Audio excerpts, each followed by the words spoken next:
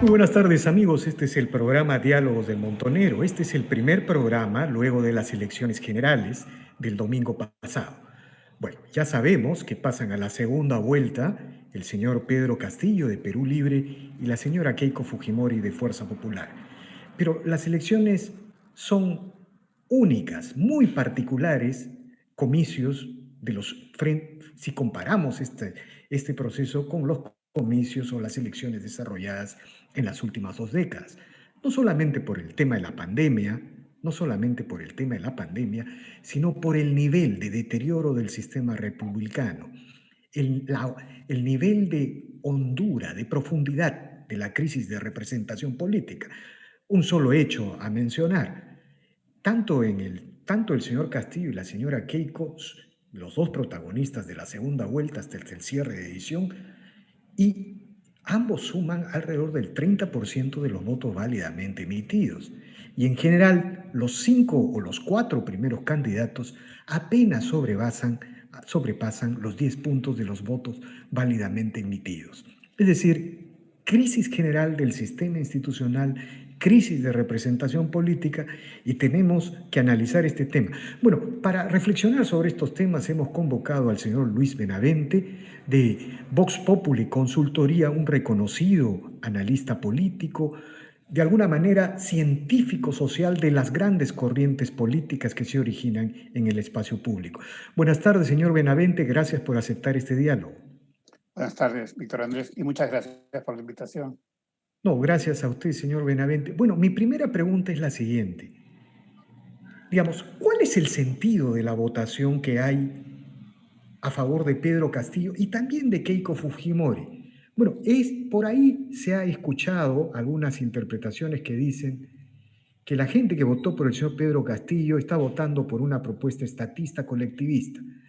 Sin embargo, hay otras opiniones que señalan que en realidad la gente ha votado con ira, con rabia, contra un Estado que no provee servicios, que no compra camas UCI, no compra vacunas. Y la ira, digamos, está distribuida regionalmente. En algunos lugares hay más furia, en otros lugares hay menos furia. ¿Cuál es su interpretación de estos resultados electorales, señor Benavente? Claro, todas las deficiencias del sistema político, del sistema de representación, de la crisis económica, de la mala gestión de la pandemia, de la corrupción, en fin, han hecho un combo de muchos aspectos que han ido moviendo más los ánimos de los ciudadanos en Perú. Entonces ya no es un sentimiento adverso, negativo, de desacuerdo, es una rabia, es una furia, es un sentimiento muy extremo, es un sentimiento a veces apasionado contra el sistema político, y eso ha llevado a los peruanos a buscar propuestas, opciones radicales. Por eso es que los candidatos que han tenido propuestas más radicales son los que más éxito relativo han tenido en este proceso electoral.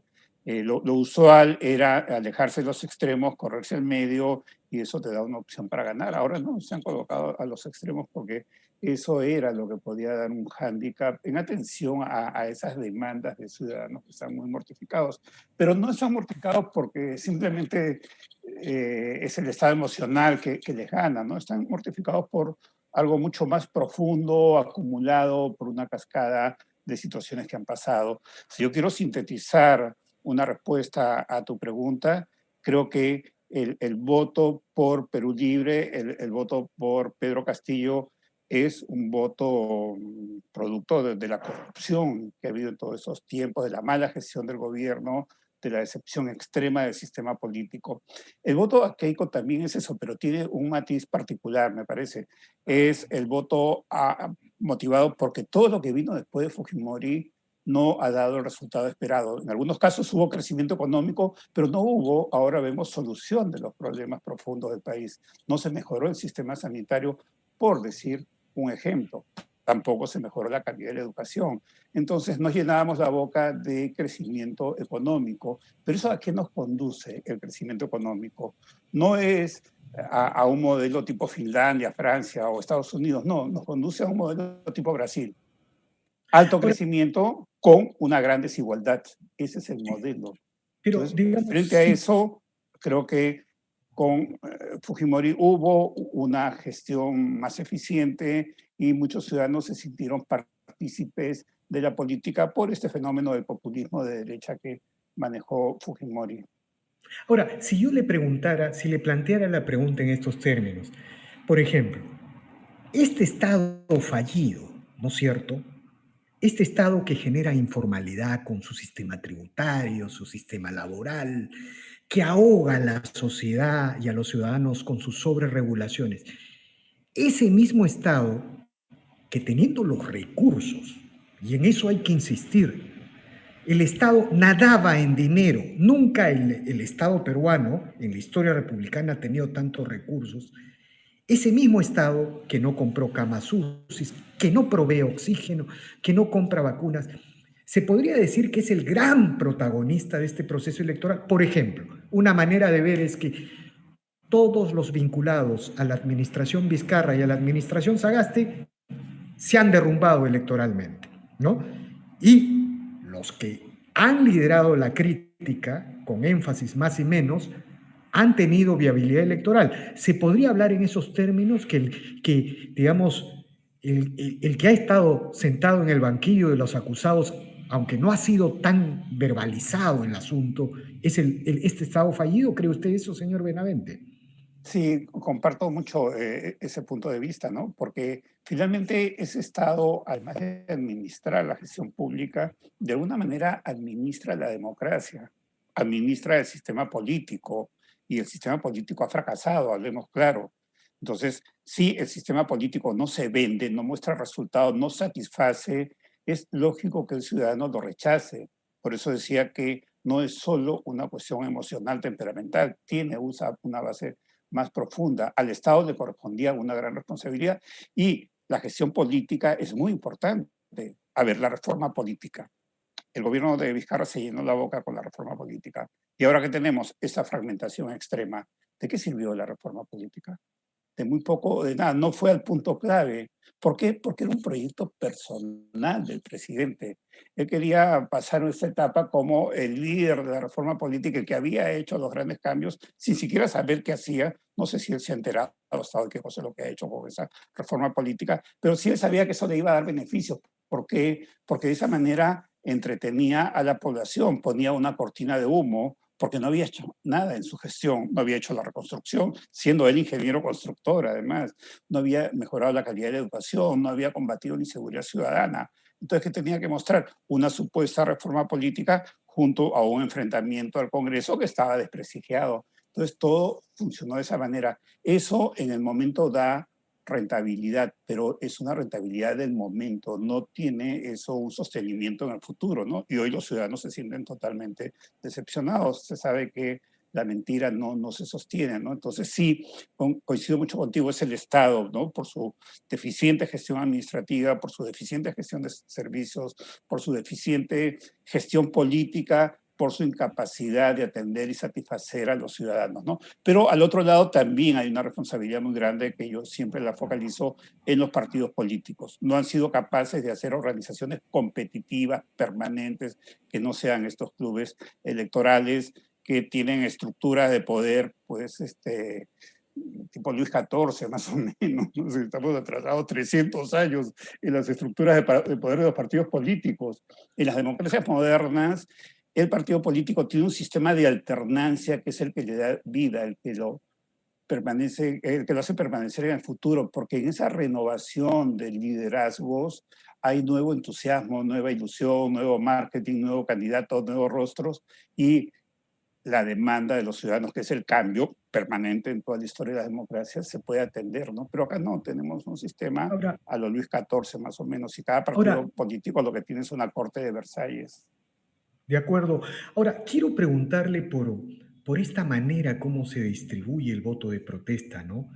Digamos, si bien es cierto, la votación en la costa y en el norte no se pinta de naranja, sí se puede decir, sumando los votos de Keiko Fujimori, de Renovación Popular y de Avanza por el País, que es un voto más de centro derecha en términos generales, en términos globales. Sin embargo, el voto del sur y el voto del centro es nítidamente un voto a favor de Pedro Castillo. Es decir, es un voto que se pinta de rojo de Perú Libre. Algunos han dicho que Esta es la expresión de que el Perú es la mitad de Chile, es decir, una costa y un norte globalizado, y un sur, un centro más vinculado o sea, con menos Estado. Por eso le Ha preguntaba, parecido a Bolivia. más parecido a Bolivia, con menos Estado, con menos servicios. ¿Cómo interpretar esta manera, cómo se ha pintado el escenario electoral, señor Benavente? Esto viene de atrás, esto no es una novedad, ¿no? En la geografía electoral, si ponemos una frase, el sur, el centro y el sur, la costa, desde Ica hasta Tumbes, es de centro derecha a derecha. Eso viene desde hace décadas, ¿no? Y el resto del Perú, el sur, el oriente, es fundamentalmente de izquierda. ¿Por qué han predominado los gobiernos de derecha en el Perú? Porque esa zona de centro a derecha es el 60% de la población electoral. La otra zona es el 40%. Estamos dentro de la mayoría. Simplemente es eso, ¿no? Porque si fuera al revés, el Perú estaría gobernado por un Chávez hace tiempo, ¿no? Pero además ha habido otro fenómeno, que es el de la derecha populista, donde Perú es realmente un caso especial, porque el populismo, como sabemos, nace fuertemente con Perón, y lo voy a decir con todos sus tapujos. Perón destruyó Argentina para siempre, porque al crear ese populismo creó una carga fiscal tan alta que los argentinos no pueden pagar nunca. Hoy día la presión tributaria en Argentina es más que el doble en Perú, y Argentina ha pasado por crisis tremendas, ¿no? Entonces, pero acá Fujimori desarrolló el populismo de derecha y ha tenido otros seguidores, ¿no? Entonces, ese populismo de derecha que ha hecho sentir bien, digamos, a los ciudadanos, que los ha hecho partícipes de la política, es lo que ha amortiguado y que no tengamos un Chávez en el Perú, ¿no? Pero la factura ha sido muy grande, ¿no? Porque ese populismo de derecha ha estado muy marcado por la corrupción en esos 30 años, ¿no? ¿Qué es lo que pasa en la factura hoy día? ¿No? Y lo vemos claramente. El caso de Keiko es un triunfo, claro, pasó a segunda vuelta, es un triunfo, no cabe duda, ¿no? Pero ella ha tenido el 35% del voto que tuvo el 2016 y se enfrenta a una Exacto. segunda vuelta muy complicada porque el antifujimorismo es muy, muy fuerte en el Perú. Ahora, Claro que el también, antiestatismo también lo es. claro, exactamente, quería tomarle la palabra o retomar la última parte de su afirmación. Se ha señalado que esta va a ser una segunda vuelta en la cual van a competir los antivotos, ¿no es cierto? ¿Cuál antivoto va a ser más fuerte? Es decir, el antiestatismo, el anticolectivismo, ese temor intenso en la mayoría de la sociedad peruana contra un modelo chavista, porque en el Perú, pues, Velasco fue el fundador del chavismo de América Latina, el Fujimorato fundó el autoritarismo, el software autoritario que con otro signo económico ahora utilizan los chavismos de América Latina, es el mismo. Si uno se pone a analizar el software autoritario de los 90, es el mismo software autoritario en Venezuela, en Bolivia, en fin, ¿no? También tuvimos a Sendero y todo. Hay un miedo aterrador frente a todo lo que sea colectivismo, estatismo, pero también, como usted señala, el fujimorismo tiene un antivoto muy fuerte.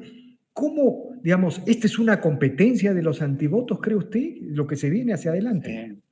Una segunda vuelta es un cuerpo a cuerpo. En este caso va a ser feroz, va a ser muy, muy, muy, muy fuerte. En las elecciones de 2016 hubo Kuczynski y Keiko sumaban 61% de voto y 39% del voto se puso en juego en segunda vuelta. Ahora los dos suman 32% de votos, 68% se pone en juego en segunda vuelta, demasiada cantidad de votos, ¿no? Ahora, ese voto yo creo que se va a orientar por los antes definitivamente, como siempre, ¿no? En Perú votamos para evitar que entre alguien en vez de votar por alguien, ¿no? Eso es algo ya tradicional, eso viene hace 20 años, Bailey puso eso a ver qué vamos a escoger, el cáncer o el SIDA, y en el fondo es eso, de alguna manera, ¿no? Pero es la opción que tenemos los peruanos, entonces ahí creo que viene un análisis por segmento. El voto más ideológico que es importante, ¿no? Eso de que las ideologías se han muerto y todo es un cuento que no lo podemos creer, ¿no? El voto más ideológico que es importante eh, es más de derecha que de izquierda en el Perú. En una encuesta reciente de Voz Populi hemos preguntado, y eso siempre preguntamos cuando era director del grupo de opinión pública, Marcelo me hacía la pregunta, ¿usted se considera de izquierda, de centro o de derecha? ¿Ya? Entonces, el centro no lo cuento en el análisis. el no sabe, no contesta, tampoco lo cuento, ¿no? Entonces, siempre ha sido muy parecido, ¿no? Y podía subir un poquito dependiendo de quién era el candidato presidencial. Cuando era Humala, entonces, y en niveles bajos, ¿no? Izquierda era 14%, derecha 12%. Cuando Kuczynski subía, derecha 14%, izquierda 12%. En recientes encuestas de Vox Populi, privadas, no públicas, sale 22% derecha, 12% izquierda. Digamos que es 36, un poco más de un tercio del voto ideológico, ¿no? Entonces, a ver, ese voto ideológico, el izquierdista, realmente izquierdista, pues va a votar por Castillo, pero un izquierdista caviar, no muy convencido o izquierdista por conveniencia, va a votar por Keiko, porque le conviene el sistema de economía y mercado, ¿no? El derechista igual, muchos derechistas van a dejar de lado su rechazo al fujimorismo, su antifujimorismo, para cerrar el paso a una propuesta estatista. Entonces el voto ideológico, pero ese voto ideológico pone 36%, pone 40%, el otro 60% no es un voto ideológico. Entonces Ujú. ahí va a ser la Ahora, capacidad que tengan de hacer campaña para convencer ese voto, ¿no? Que Keiko demuestre que ese temor que genera el fujimorismo peor es lo que puede generar el otro, y viceversa, ¿no? Que Castillo que demuestre que ese temor que genera el estatismo, el comunismo, resulta que peor es el fujimorismo, ¿no? Entonces ahí vamos a ver una guerra también de estrategias, ¿no? Que no la podemos ver. Y eso va a responder o va a corresponder a las decisiones de un electorado con menos cultura política, con menos educación, que actúa más emocionalmente, y es donde ahí sí tendría yo una incógnita ahora. y quienes afirman que el voto de la derecha ha sobrepasado el 30%, casi se acerca al 40%, y quienes afirman en el sentido de que una segunda vuelta automáticamente realinea este tipo de adhesiones. Bueno, eso no es tan cierto, ¿no? Porque, No, no. digamos, porque por un lado, el señor López Aliaga lideró el antifujimorismo, que un sector de la izquierda generalmente capitalizaba, ¿no? Eh, y por otro lado, el señor Hernando de Soto lideró incluso partes o sectores del progresismo que antes votaban por el Partido Morado. Entonces es muy complejo el Sí, realinear las fuerzas en la segunda vuelta. ¿Estamos en lo correcto, señor Benavente? sí, correcto, de acuerdo, Víctor Andrés, creo que es complejo, realmente es complejo, ¿no? Digamos, votar por un derechista no significa que sea un voto de derecha, ¿no? Porque una parte del voto es emocional, por simpatías, no es ideológico, ¿no? Igual votar por un izquierdista, a ver, por ejemplo, si vamos un poco a las propuestas de los candidatos, hay un sector de informales, de emprendedores que es muy grande en el Perú, que es el que ha sostenido el sistema político dentro de la línea del populismo. Eso no se ha analizado suficientemente, me parece, hasta ahora, ¿no? Ese sector podría irse por o sea, ese sector se ha ido por la derecha populista tradicionalmente, pero ahora encuentra una derecha populista de Keiko con un desprestigio de imagen de Keiko muy fuerte, ¿no? Entonces, ¿qué tendría que hacer Keiko? Demostrar que esos emprendedores, esos capitalistas populares, requieren una economía de mercado sólida, porque los miembros de esa economía de mercado, los trabajadores formales, van a hacer la demanda que van a consumir los productos de los emprendedores. ¿Ya? Pero esa operación no es un 2 más 2 tan simple, ¿no? En otras palabras, a los emprendedores les conviene un sistema de mercado, pero tienen que entenderlo así. Entonces ya entramos a una cuestión mucho más estratégica de las campañas, ¿no? Igual sería el caso de Pedro Castillo, ¿no? Tendría que demostrar algo equivalente en ese sentido, ¿no? Para tratar Ahora, de convencer en el dónde caso de la está. En el caso de la izquierda, sí creo que la convergencia va a ser mucho más directa y natural, ¿no? De alguna manera, ya parece que Verónica Mendoza se va a pronunciar a favor del señor Pedro Castillo y en general las izquierdas van a confluir alrededor de su candidatura, ¿no? Eso parece muy probable. Ahora, si vamos al voto de primera vuelta, eso es, ¿qué cosa es? Es el 7-8% que ha obtenido Mendoza, y es una parte del 8% que ha obtenido Lescano, y no más. Entonces no es un voto muy grande, porque si vamos a eso, el voto de los partidos de derecha es mayor en primera vuelta, ¿no? Entonces, claro, ahí entramos ya a los procesos de transferencia. Hay un proceso que es natural, que es el voto por quien más se parece a ti, ¿no? A pesar de en algunos casos que estuvieras enfrentado. Por ejemplo, el voto de López Aliaga tendría que ir más donde Keiko que donde Castillo, a pesar que el enfrentamiento fue muy fuerte, ¿no? ¿Por qué? Porque los dos quieren economía de mercado, ¿no? Y los dos coinciden en libertades individuales, en agenda anti-matrimonio homosexual, tienen demasiados puntos de encuentro, ¿no? Entonces, ahí se dan los procesos de transferencia. El voto de los populistas, que tenía un escenario más competitivo para Keiko hoy día, de derecha populista tipo Urresti, Acuña, Forsyth, yo creo que mayoritariamente en principio iría donde Keiko, ¿no? Pero ahí viene el otro tema, ¿no? La fuerza del antifujimorismo. ¿Hasta qué punto el antifujimorismo me da tanto miedo que prefiero ir al otro lado y votar por Castillo? Esa es la O, incógnita a o la que, quizá, de una o manera más quizá, puntual, a la que me refería. o quizá votar en nulo, apostar por el nulo y blanco, si es que un anti no nos favorece, ¿no? Lo que pasa es que va a haber un gran motivador para no votar en blanco, para no votar nulo y para ir a votar, ¿ya? Para esas tres cosas. El gran motivador es que no entren los comunistas o que no entren los fujimoristas. Y eso me va a motivar para ir a votar al otro lado. Y eso sí es un motivador muy grande que no existía tal como estaba trazada la cancha Ahora, en la primera vuelta. efectivamente, señor Benavente, quiero preguntarle por lo siguiente. Bueno, una manera de decir las cosas es, el Estado fallido ha estado en el banquillo de los acusados. Y bueno, por eso el Partido Morado está peleando su inscripción, por eso todavía no estamos seguros si va a salir Somos Perú del señor Vizcarra, aunque tiene una altísima votación en Lima. Una manera de decir y de entrar al análisis es el Estado fallido. Pero hay otra manera. Esta política progresista, esta política progresista que, a ver, para presentar algunas imágenes, ¿no?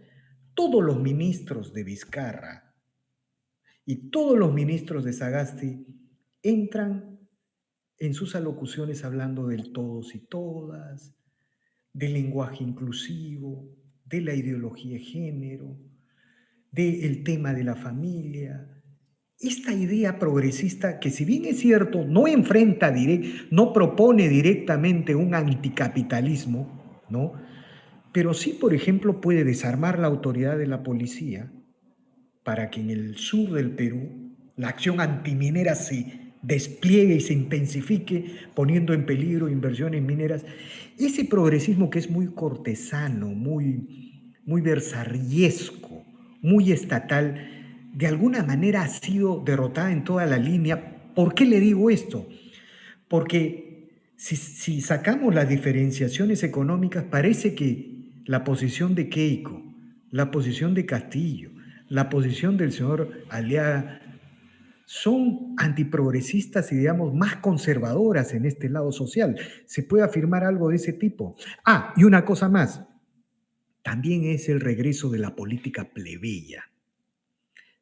No sé si usted siente eso, el regreso de la política de abajo hacia arriba, no la política que se define en los medios, en las estrategias de información y desinformación. Algo de eso hay, ¿cree usted? De acuerdo, muy de acuerdo. A ver, el tema de los derechos individuales, digamos los nuevos derechos civiles, como en los 60 con Martin Luther King, es hoy en día los temas de legalizar la marihuana, el matrimonio homosexual. Hay cierta equivalencia, ¿de acuerdo? En el uso del lenguaje inclusivo, en fin, todo ese tipo de temas. Es un tema importante, no lo voy a ningunear ni a menospreciar. Es un tema importante, realmente es un tema que hay que analizarlo a fondo, creo. Es un tema que merece respeto dentro de cualquiera de las dos opciones, las dos corrientes que hay, ¿no? Pero ¿qué pasa? No es el tema. Y yo creo que ese es el punto. Y poner la agenda por ahí en esta campaña creo que es un error, porque te puede dar muchas declaraciones de principios, pero poco voto, porque no es el tema. El tema es la salud y el empleo, ese es el tema. Mira, Rubalcaba hace unos años se enfrentaba a Rajoy en un debate estupendo, un cara a cara, como le llaman en España, con el mismo tema, toda esa agenda acusaba a Rajoy, los españoles es muy interesante cómo se destruyen unos a otros en el cara a cara. Usted ha impedido las libertades individuales y son muy astutos, no dicen aborto, dicen suspensión del embarazo, no dicen eutanasia, dicen suspensión voluntaria de la vida. Después ponen palabras más suaves para decir lo mismo, ¿no? Ok, entonces Rubalcaba estaba en esa agenda, pero ese no era el tema. El tema era que el paro o desempleo en España era 26%. Entonces, y la juventud tenía un paro de 40%, los jóvenes que estaban en la inserción laboral. Entonces, ¿qué tema que el matrimonio homosexual que se case o no se case? No, el tema es que quieres trabajo, que quieres un ingreso, que estás desesperado. No, entonces, es una agenda de prioridades, ¿no? Yo creo que por eso ese tema no ha sido fundamental esta vez. Y además, ahora en segunda vuelta no va a ser un tema, porque los dos candidatos tienen agendas comunes en ese punto, ¿no? No son liberales precisamente, son más bien conservadores en esos aspectos, Ahora, al punto que López Aliaga le daba adhesión, simpatía a Castillo. claro, pero yo ahí sí tendría que responder que el que defiende la familia tiene que defender la propiedad privada. O sea, ¿por qué? Porque la familia es la fuente de la propiedad privada. Si existe acumulación capitalista, es por la idea de la herencia, es la familia. O sea, por eso hay un señor que se llama Federico Engels que escribió un libro, El origen de la familia, la propiedad privada del Estado, en la que planteaba que para colectivizar la economía había que eliminar la familia y la propiedad privada. Pero en fin, ese es otro tema. Yo lo que Y los emprendedores, el capitalismo popular en el Perú que sostiene nuestra economía es de empresas populares, microempresas familiares. Entonces, cuando vemos Efectivamente, una carreta, ahí está el hijo, la hija y el señor trabajando los así tres es. ahí. Por eso Claro, totalmente de acuerdo. La economía el, familiar en el- el Perú es muy importante. el tema de la familia no es un tema religioso, es un tema filosófico que, que nació con Occidente. Cómo construir una institución intermedia para la economía y para contener el poder del Estado, del soberano. Pero en fin, ese es otro tema. No, sí, yo coincido mucho contigo, definitivamente, doctor Andrés, ¿no? Pero lo que digo es que como agenda de campaña hoy, incluso tú haces una vinculación de la familia como soporte productivo para generar ingresos familiares, ¿no? Pero yo creo que esa fórmula ya es un poquito compleja para una ciudadanía con poca Bueno, educación, con poca de cultura acuerdo. política, donde su agenda es más directa, más clara, más...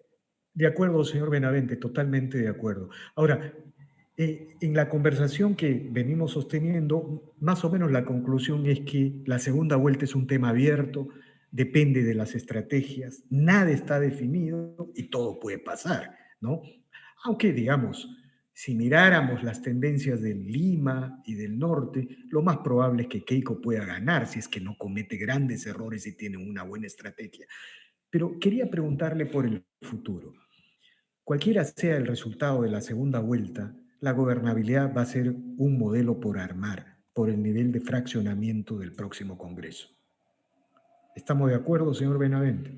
Sí, definitivamente hasta ahora tenemos, según la OMP, al 95% de votos, 9 partidos en el Congreso. Y la posibilidad de que Victoria Nacional y el Partido Morado puedan entrar podría llegar hasta 11. No vamos a seguir con una fragmentación muy fuerte.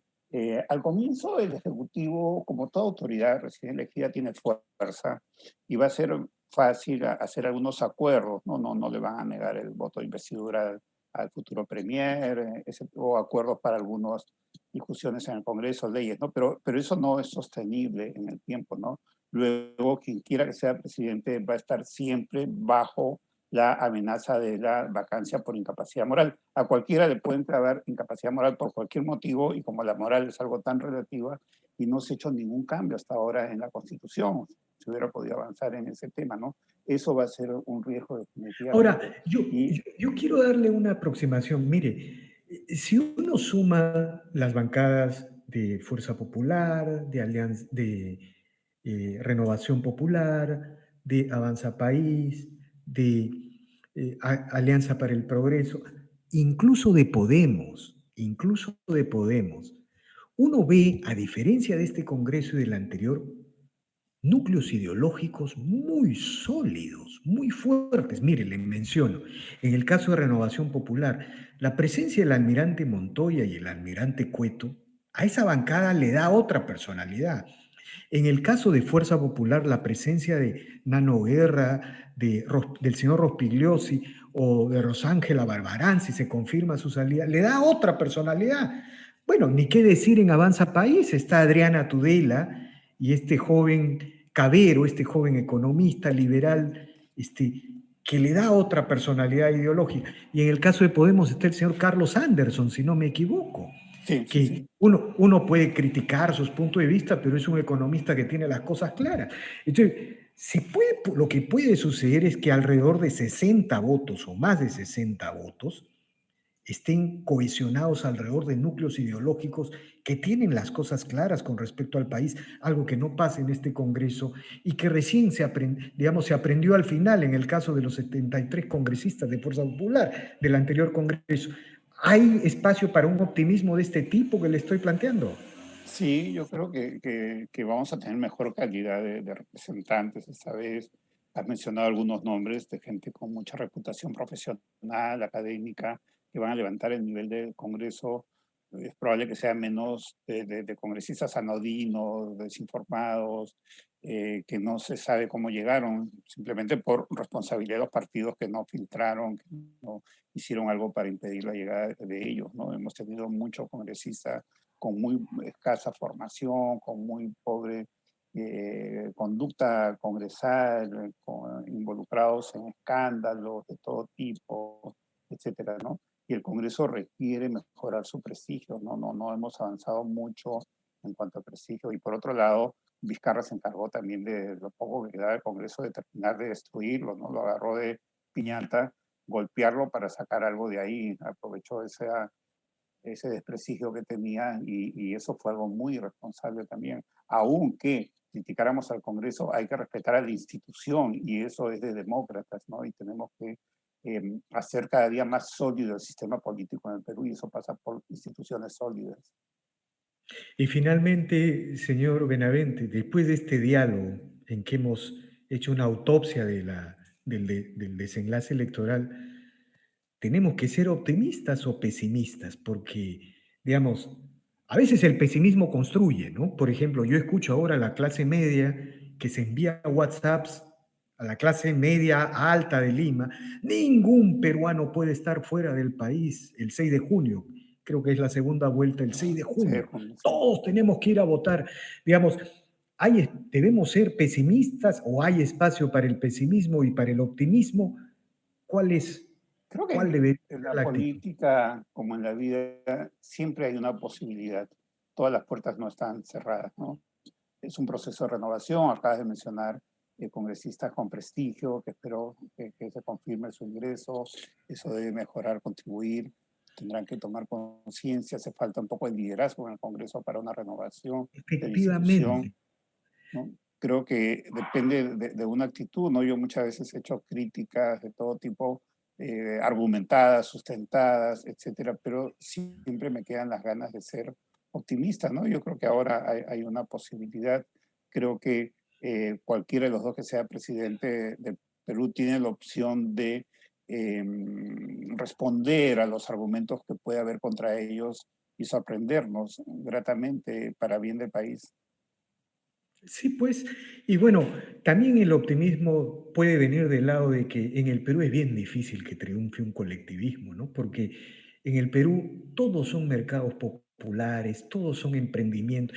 Imagínense hablar de control de precios para los mercados de Huancayo o los mercados de Juliaca, ¿no? Si Hayek viviera y fuera Juliaca, diría, eso es free market, capitalismo puro. Lo que pasa es que esta gente vota, está llena de ira contra esto inepto, ¿no?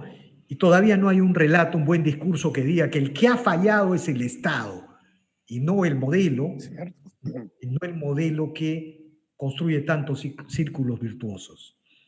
Es cierto, después del imperio de los incas no ha habido un colectivismo que funcione adecuadamente en el Perú, ¿no? Y En el aquella vez Perú, funcionó porque efectivamente. había un sistema autocrático que lo manejaba.